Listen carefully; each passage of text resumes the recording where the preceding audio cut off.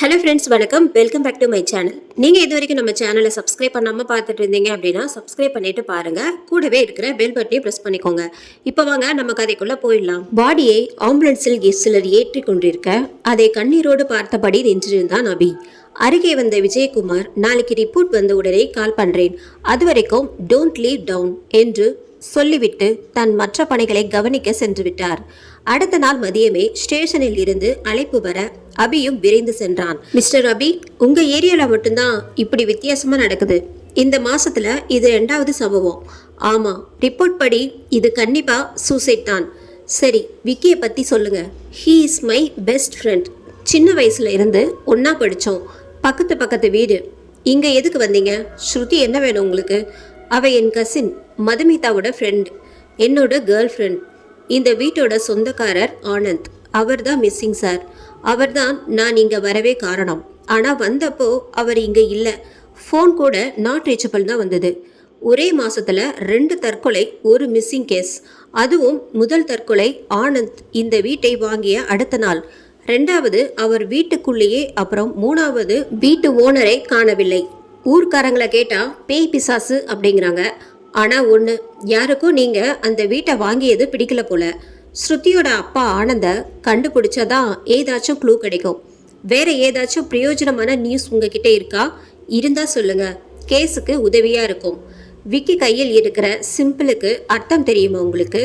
இல்லை சார், இதுக்கு முன்னாடி இந்த மாதிரி எதையும் நான் அவகிட்ட பார்த்ததில்ல.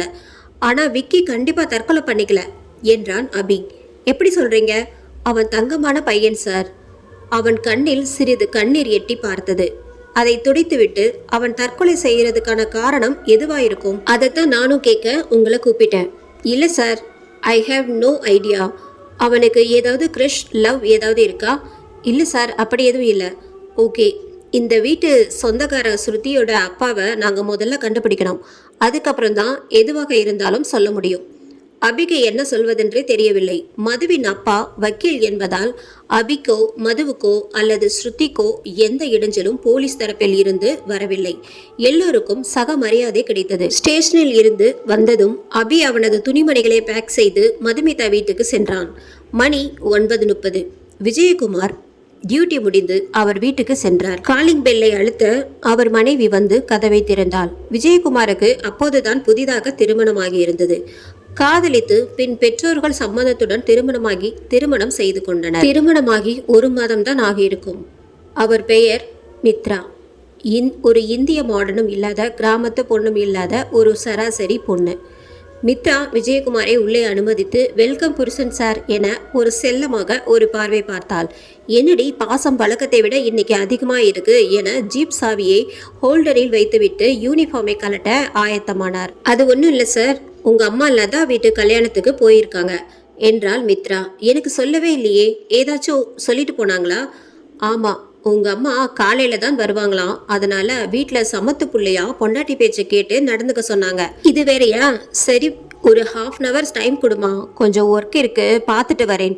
நோ, 10 நிமிஷம் தான் டைம். 1 நிமிஷம் லேட் ஆனா கூட மொட்டை மாடியில தான் தூங்க வேண்டி வரும். சரிங்க பொண்டாட்டி என்று சொல்லிவிட்டு லேப்டாப்பை ஆன் செய்து விக்கியின் கையில் இருந்த அடையாளத்துக்கான அர்த்தத்தை கூகுளில் தேடினார். பலவித வெப்சைட்டுகளில் இருந்து உறுதியற்ற தகவல்கள் கிடைத்தன. விக்கிபீடியாவில் கூட அந்த சின்னத்துக்கான அர்த்தம் இல்லை. ஆனால் அது ஏதோ ஆன்மீகம் சார்ந்த சின்னம் என்று மட்டும் குறிப்பிடப்பட்டு இருந்தது. தன் மொபைல் போனை எடுத்து ராஜேந்தருக்கு கால் செய்தார்.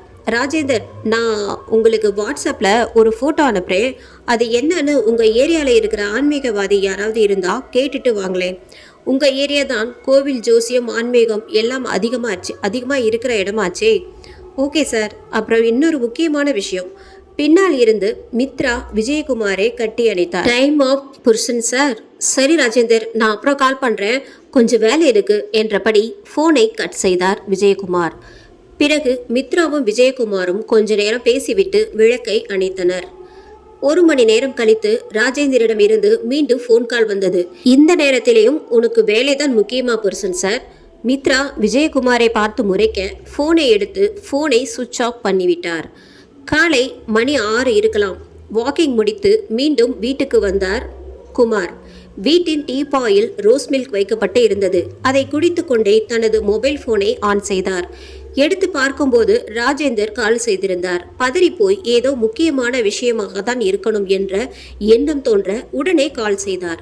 யாரும் காலை அட்டன் செய்யவில்லை. சில முறை முயற்சி செய்துவிட்டு பதில் வராததால் முயற்சியை கைவிட்டுவிட்டு நியூஸ் பேப்பரை விரித்து மேய ஆரம்பித்தார். திடீரென்று வீட்டு வாசலில் ஒரு பைக் வந்து நின்று ஹாரனை அலறவிட்டது. விஜயகுமார் நிமிர்ந்து பார்க்கும்போது அங்கே அவருடைய ஸ்டேஷனில் வேலை செய்யும் திவாகர் வந்து இருந்தான். நன்கு வாட்டசாட்டமான ஆள், 30 வயதுக்குள்ளே இருக்கும். அவன் சற்று சோகத்துடன் காணப்பட்டான். என்னாச்சு திவாகர், அதிசயமா நம்ம வீட்டுக்கெல்லாம் வந்திருக்கீங்க என்றபடியே முன்கேட்டே திறந்தார் விஜயகுமார். என்ன சார் நீங்க? காலையில நிறைய டைம் கால் பண்ணியிருந்தேன், ஆனா நீங்க தான் கால் அட்டன் பண்ணவே இல்லை என்று சலிப்போடு கூறினான் திவாகர். சரி வாங்க காபி குடிச்சிட்டே பேசுவோம் திவாகர். அதுக்கெல்லாம் நேரம் இல்லை சார், நம்ம ராஜேந்தருக்கு ஆக்சிடென்ட் ஆயிடுச்சு, ஆல் ஸ்பாட் அவுட். அதுக்கு தான் நிறைய டைம் கால் பண்ண ட்ரை பண்ணேன், ஆனா சுவிட்ச் ஆஃப்னு தான் வந்துச்சு, அதான் நேர்ல வந்து சொல்லலாம்னு வந்தேன் என்று கூறி முடிக்க இடி விழுந்தது போல் அதிர்ந்து நின்றார் விஜயகுமார். வெளியில் என்ன நடக்கிறது என்று தெரியாமல், என்னப்பா நீங்க ஒரு ரொமான்டிக்கா சண்டே நாள் அதுமா காலையிலே வந்து வேலைன்னு வந்து தொல்லை பண்றீங்க, ஊர் உலகத்துல ஏன் புருஷனை விட்டா வேற போலீஸ் ஆபீசரே இல்லையா என்றபடியே வீட்டில் இருந்து வெளியே வந்த மித்ராவை உயர் அதிகாரியின் மனைவி என்று கூட பார்க்காமல் கோவத்தில் முறைத்து தள்ளினான் திவாகர். தன்னை பார்த்து முறைத்த திவாகரை குழப்பத்தோடு பார்த்த மித்ரா, என்ன அப்படி தவறாக கேட்டுவிட்டோம் என சுதாரிப்பதற்குள் விஜயகுமார் அவரிடம் ஒரு 2 நிமிஷம் இருங்க திவாகர் என்று சொல்லிவிட்டு வீட்டிற்குள் போய் உடை மாற்றிக்கொண்டு புறப்பட்டார். இருவரும் ராஜேந்தர் வீட்டை அடைந்தனர். ராஜேந்தர் சடலம் ஐஸ் பெட்டிக்குள் வைக்கப்பட்டு இருந்தது. எல்லோரும் வாசலில் கூடியிருந்தார்கள். விஜயகுமார் முதலில் அவர் எப்படி இருந்தார் என்ன தெளிவாக கேட்டு அறிந்தார். வீட்டில் இருந்து ஏதோ போன் வந்ததால் அவசரமாக வெளியே சென்றார். பின் அவர் திரும்பி வரும்போது ஒரு கார் மோதி தூக்கி வீசப்பட்டு பக்கத்தில் இருந்த இரும்பு குப்பை தொட்டியில் பலமாக தலை மோதி இறந்தார் என கண்ணால் கண்ட நபர் ஒருவர் சொன்னார். போலீஸுக்கு போன் செய்து சொன்னதாகவும், சொன்ன நபர் எனக்கு போலீஸ் என்கொயரி கோர்ட் எல்லாம் செட் ஆகாது, தகவலை சொல்லிட்டேன், ஆம்புலன்ஸுக்கு சொல்லிட்டேன் என்று சொல்லிவிட்டு தொடர்பை துண்டித்து விட்டதாகவும் தெளிவாக விலக்கிவிட்டு சென்றார். திவாகர் மோதிய காரின் அடையாளங்கள் தெளிவாக சொன்ன நபர் காரின் எண்ணை மட்டும் கவனிக்க முடியவில்லை. மோதிவிட்டு நிற்காமல் வேகமாக சென்று விட்டது. அவர் போய் எல்லாரிடமும் துக்கம் விசாரித்துவிட்டு மிகுந்த சோகத்துடன் புறப்பட்டார். அப்போது ஒரு நபர் தன்னையே குறுகுறுவென பார்த்து கொண்டிருப்பதை பார்த்து ஒரு கணம் நின்றார். அந்த ஆள் பார்க்க ஒரு ஜோசியக்காரன் போல் இருந்தான். தன்னை கவனித்து விட்டதை அறிந்த ஜோசியக்காரன் அங்கிருந்து கிளம்ப முற்பட்டான். விஜயகுமார் உடனே விரைந்து அவனிடம் சென்றார். அவன் அங்கு இருந்து விலகி சற்று வேகமாக நடக்க முயற்சித்தான். ஐயா, ஒரு நிமிஷம் நில்லுங்க என விஜயகுமார் கூப்பிட அவன் திகைத்து போய் நின்றான். அவனை தனியாக அழைத்து சென்று விசாரித்தான். யார் நீங்க? நான் ஒரு ஜோசியர். நீங்க ராஜேந்தருக்கு என்ன வேணும்? நான் அவருக்கு சொந்தக்காரர் இல்ல. அவர் நேத்து ராத்திரி என்னதான் பார்க்க வந்திருந்தார். எதுக்காக வந்தார்? நீங்க தான் பார்க்க சொன்னீங்கன்னு சொல்லி இருந்தார். சார், நீங்க தானே விஜயகுமார்? ஆம் என்பதை போல் தலையசைத்தார். நீங்க ஒரு பெரிய பிரச்சனையில சிக்கி இருக்கீங்க என்றார் அந்த ஜோசியக்காரர். அந்த பொழுது நேரம் சுமார் 6 மணி இருக்கலாம். அந்த ஜோசியக்காரனும் விஜயகுமாரும் பேசிக்கொண்டு இருந்தனர். சொல்லுங்க, என்ன விஷயம் என்றபடியே டீயை கையில் எடுத்தார் விஜயகுமார். சார், அந்த ராஜேந்தர் என்கிட்ட வந்து ஒரு அடையாளத்தை கொண்டு வந்து என்கிட்ட காட்டினார். நீங்க தான் அதை பத்தி விசாரிச்சதாகவும் சொன்னார். என்ன அடையாளம் அது? அது கெட்ட சகுனம் சார் என்று தன் முகத்தை சீரியஸாக வைத்துக்கொண்டு கூறினான் அந்த ஜோசியக்காரன். அவர் நம்பவில்லை என்று தெரிந்தும் தன் கடமை என சொல்ல அந்த விஷயத்தை சொன்னான். நம்புங்க சார். அந்த சின்னத்துக்கு என்ன அர்த்தம்னா, அது ஒரு ஓஜா போர்டு மூலமா வரவைக்கப்பட்டு இங்கேயே அலைஞ்சிக்கிட்டு இருக்கிற ஆவிகளை குறிக்கிற சின்னம். சரி, ஒன்று பண்ணுங்க, எனக்கு கொஞ்சம் வேலை இருக்கு, இந்த ஓஜா போர்டு கதையை அப்புறமா கேட்கிறேன் என்று சொல்லியபடி ஒரு பேப்பரில் ஃபோன் நம்பரை எழுதி கொடுத்து விட்டார் விஜயகுமார். உங்களுக்கு ராஜேந்திரோட சாவு மேல சந்தேகம் இல்லையா என்று கேட்ட ஜோசியனிடம், எனக்கு உண்மையில சந்தேகம் இருந்திருந்தா உன்னை இந்த நேரம் ஸ்டேஷன்ல வச்சு கையில லத்தியோடு தான் பேசிட்டு இருந்திருப்பேன் என்று சென்று விட்டார். மணி இரவு 7. எக்காரணம் கொண்டும் திருமணம் தடைபடக்கூடாது என்று பெரியவர்கள் சொல்லிவிட்டதால் மதுமிதாவின் வீட்டில் அடுத்த சில நாட்களில் கல்யாணம் நடக்கவிருக்க எல்லாரும் அறக்க பறக்க அதற்கான வேலைகளை செய்து கொண்டிருந்தனர். ஒரு பக்கம் ஸ்ருதி ரூமில் பித்து பிடித்தவள் போல் தன் அப்பாவின் நம்பருக்கு கால் செய்து நாட் ரீச்சபிள் என்ற ரெக்கார்டிங்கை வாய்ஸை திரும்ப திரும்ப கேட்டுக்கொண்டிருந்தாள். இன்னொரு பக்கம் அபி மாடியில் நின்று கொண்டு கையில் ஒரு சிகரெட்டை எடுத்து பற்ற வைத்தான். காற்று குழுகுழுவென வீசிக்கொண்டிருக்க அதை ரசிக்க மனமில்லாமல் இருவரும் சோகமாக நின்று கொண்டிருந்தனர். பக்கத்தில் மதுமிதா. நீ ஏன் மறுபடி அங்கே போகணும்னு நினைக்கிற? அந்த வீட்டில் ஏதோ ஒன்று சரியில்லைன்னு தோணிக்கிட்டே இருக்கு. ஏதோ ஒன்றை நான் கவனிக்காமல் விட்டுருக்கேன். எனக்கு ரொம்ப குழப்பமா இருக்கு. பேய் பிசாசு அப்படிங்கிற மாதிரியா? அப்படித்தான் நினைக்கிறேன். இதை போய் யாருக்கிட்டையாச்சும் சொன்னால் சிரிச்சிடுவாங்க. அதனால தான் யாருக்கிட்டேயும் சொல்ல போகிறதில்ல. அவசர வேலைன்னு சொல்லிட்டு கிளம்புறேன். நான் வர வரைக்கும் எல்லாரையும் சமாளி. நான் வேணாம்னு சொன்னாலும் நீ கேட்க போகிறது இல்லை. ஆனால் நீ மட்டும் தனியாக போக போறியா? இல்லை. யார் கூட போக போற? மது முகம் சுளித்தாள். சரி, உடனே போகாத, 2 நாள் கழிச்சு போ. சரி என்பது போல் தலையாட்டி விட்டு கடந்தான். நேரம் மாலை 6:42. மித்ரா வீட்டில் தனியாக பப்ஜி விளையாடி கொண்டிருந்தாள். விளையாட்டில் திறமை கொஞ்சம் கம்மிதான் என்பதால் தோற்று போய்கொண்டே இருந்தாள். ஒரு கட்டத்தில் கேம் போர் அடிக்க போனை சார்ஜரில் போட்டுவிட்டு மாடிக்கு சென்று ஒரு புத்தகத்தை அலமாரியில் இருந்த புத்தகங்களை பார்த்தாள். பரிசு என்ற தலைப்பு அவளை கவர எடுத்து ஆரம்பித்தாள். கதவு தட்டு சத்தம் கேட்டது. போய் கதவை திறந்தால் யாரும் இல்லை. சுற்றுமுற்றும் பார்த்துவிட்டு உள்ளே போய் சோஃபாவில் அமர்ந்து புத்தகத்தை படிக்க ஆரம்பித்தாள். கதவு மீண்டும் தட்டப்பட்டது. போன முறை வந்த சத்தத்தை விட பலமாக கதவு தட்டப்பட்டது. காலிங் பெல் இருந்தும் கதவை யாரோ தட்டி விளையாடுவது இவளை எரிச்சல் அடைய செய்தது. மீண்டும் கதவை திறந்தாள். யாரும் இல்லை. ஆனால் கீழே ஒரு பார்சல் மட்டும் இருந்தது. அதில் எந்த ஒரு விலாசமும் இல்லை. எடுத்துக்கொண்டு உள்ளே சென்றாள். ஏதாவது ஆபீஸ் விஷயமாக வந்திருக்கும் என்று ஒரு ஓரமாக வைத்துவிட்டு புத்தகத்தை கையில் எடுத்தாள். Calling bell அலறியது. பெருமூச்சுடன், யாரா இருந்தாலும் திரும்பி போயிடுங்க. யாரையும் பார்க்குற மூட்ல இல்லை. உங்க புருஷனா இருந்தாலும் திரும்பி போயிடவா? விஜயகுமார் வாய்ஸ் கேட்டு எழுந்தால் கதவை திறந்தாள். டே எருமை, என்ன இரிட்டேட் பண்ணி பார்க்கறதுல உனக்கு என்ன அவ்வளோ சந்தோஷம்? நான் என்ன பண்ணேன்? காலிங் பெல் அடிச்சு விளையாடினது யாரு? நான் இல்லை. முறித்து கொண்டே அந்த பார்சலை அவனிடம் கொடுத்தாள். என்ன இது? என்கிட்ட கேட்டா என்றான் விஜய். அப்போ இதை நீ கொண்டு வந்து வைக்கலையா? என்று தலையாட்டினான். ஒருவேளை ஸ்டேஷன்ல இருந்து உங்களுக்கு வந்திருக்குமா? ஸ்டேஷன் பார்சல் வீட்டுக்கு வராது. நமக்கு வேண்டாதவங்க யாராச்சும் வெடிகுண்டு அனுப்பியிருப்பாங்க. அட்ரஸே இல்லை என்று அந்த பார்சலை பொருட்டாக கொள்ளாமல் ட்ரெஸ்ஸிங் ரூமுக்கு சென்று விட்டான்.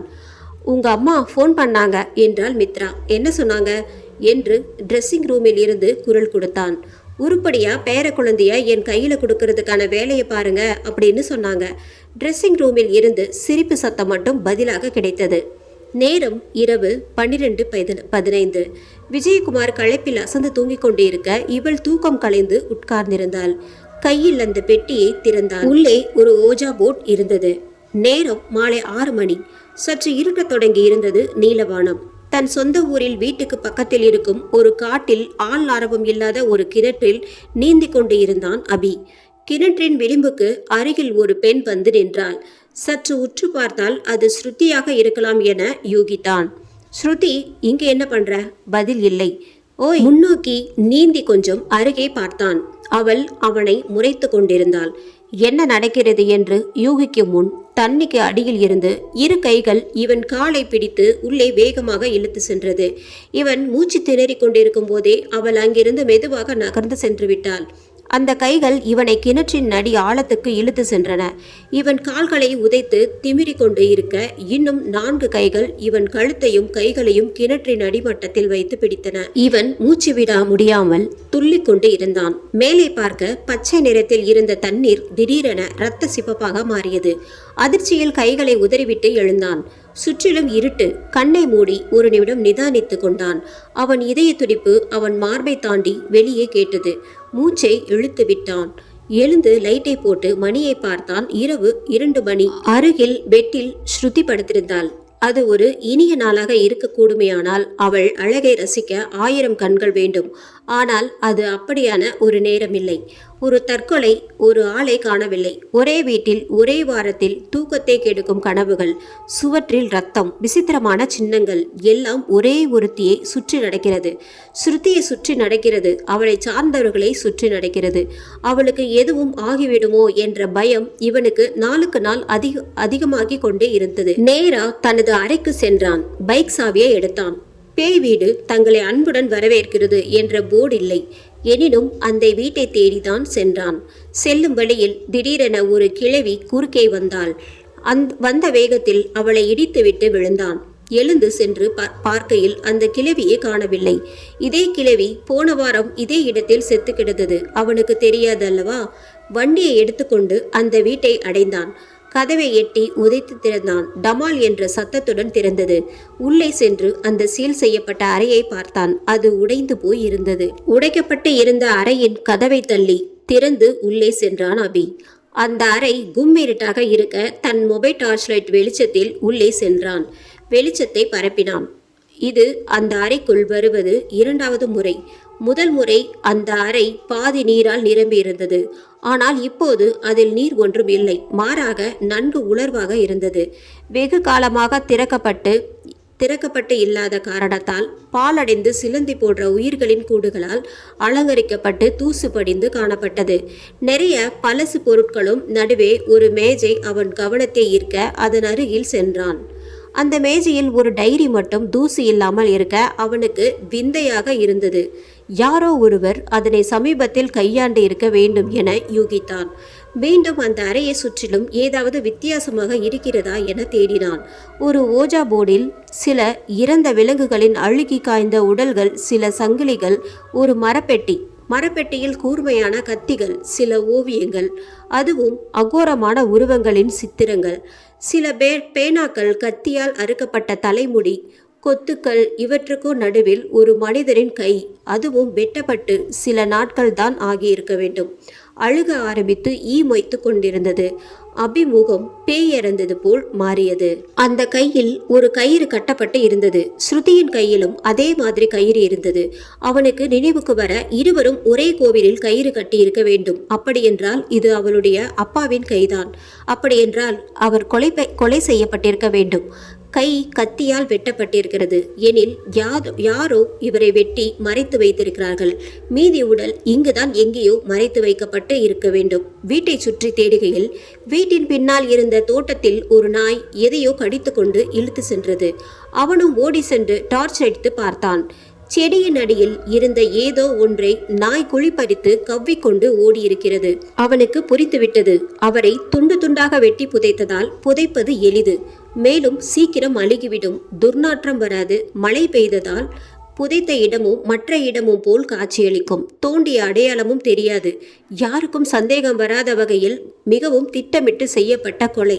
வேறு ஏதாவது கிடைக்கிறதா? எல்லா இடங்களிலும் தோண்டி பார்த்தான். அவன் முயற்சிக்கும் கை மேல் பலன் கிடைத்தது. ஒரு ஐடி கார்டு. ஒரு கல்லூரி ஐடி நிறுவனத்தில் பணிபுரியும் ஆண் அவன் மூளை நிகழ்வுகளை கோர்த்து வடிவமைப்பை உருவாக்கியது. ஸ்ருதியுடன் வேலை பார்ப்பவனாக இருக்கலாம். ஸ்ருதியுடன் ஏதாவது தகராறு இருக்கலாம். அதற்கு பழி வாங்க அவள் அப்பாவை கொன்றுவிட்டான். ஸ்ருதி எங்கே போகிறாள், என்ன செய்வாள் என உடனிருந்தே அறிந்து கொண்டு சமயம் பார்த்து திட்டமிட்டு செய்துவிட்டான். போலீஸ்க்கு பயந்து உடலை புதைக்க முடிவெடுத்து இருக்கிறான். அவன் குழி வெட்டும்போது நழுவி இருந்திருக்கலாம். விஜயகுமாருக்கு ஃபோன் செய்தான். ஆனால் ஃபோனை அவர் எடுக்கவில்லை. அங்கிருந்து கிளம்பி நேராக மீண்டும் மது வீட்டிற்கே வந்தான். சில நாட்களில் மதுவுக்கும் கல்யாணம். இப்போது இந்த செய்தியை யாருக்கும் சொல்ல வேண்டாம் என முடிவெடுத்து ஒன்றும் நிகழாதது போல அமைதியாக படுத்துக்கொண்டான்.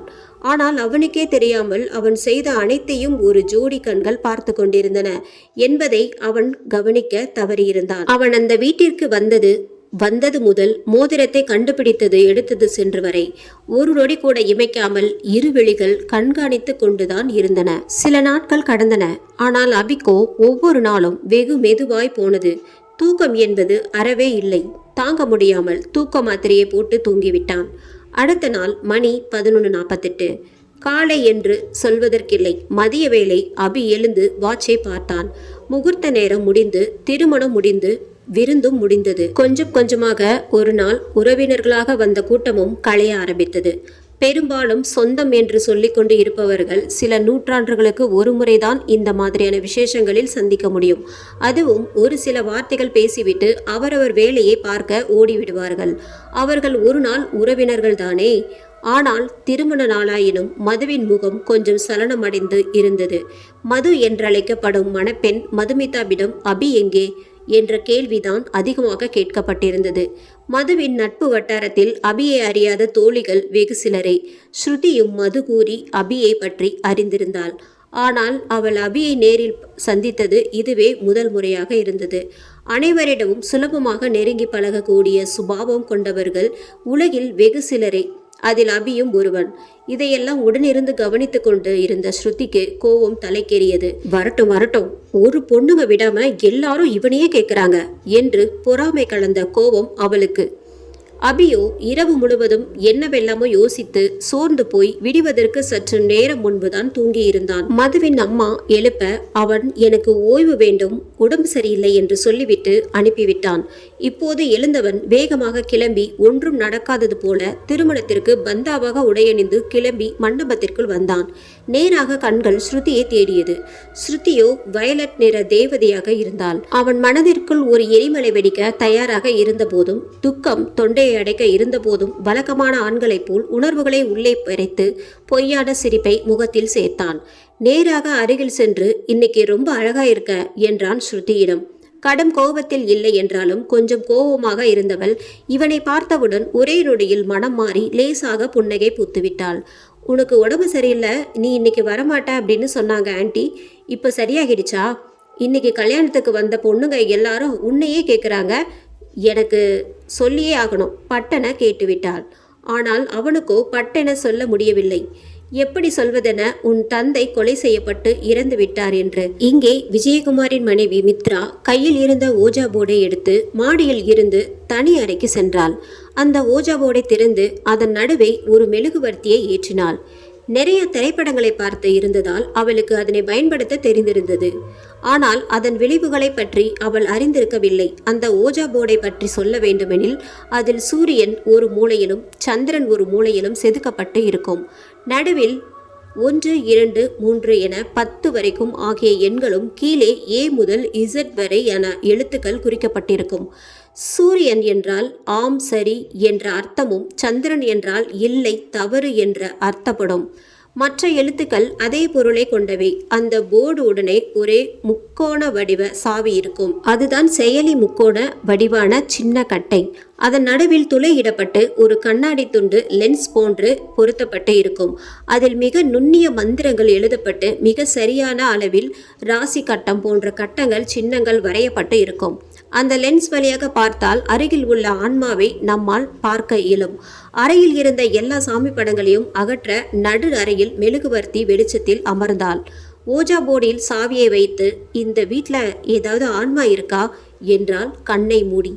எதுவும் நடக்கவில்லை. யாராவது இருந்தா பதில் சொல்லுங்க. சாவி நகரவே இல்லை. கடைசியாக கேட்கிறேன், எனக்கு பதில் சொல்லுங்க. இங்க யாராச்சும் இருக்கீங்களா? நிசப்தமாக இருந்தது. அதை தவிர ஒன்றுமே கேட்கவில்லை. இதெல்லாம் குழந்தைங்க விளையாட்டு என கையால் சாவியை தூக்க முயற்சிக்க கை நகரவில்லை, சாவியும் நகரவில்லை. உலகமே ஒரு நிமிடம் சுற்றுவதை நிறுத்தியது போல இருந்தது அவளுக்கு. அவள் கை மேல இன்னொரு கை வைத்து அழுத்தி கொண்டு இருப்பதை முதல் முறையாக கையை அசைக்க முயலும் போதுதான் அறிந்தாள். கை மெல்லியதாக உதற ஆரம்பித்தது. மெல்லிய இன்னொரு கையை எடுத்து போர்டை இழுக்க முயற்சிக்க அதுவும் நகரவில்லை.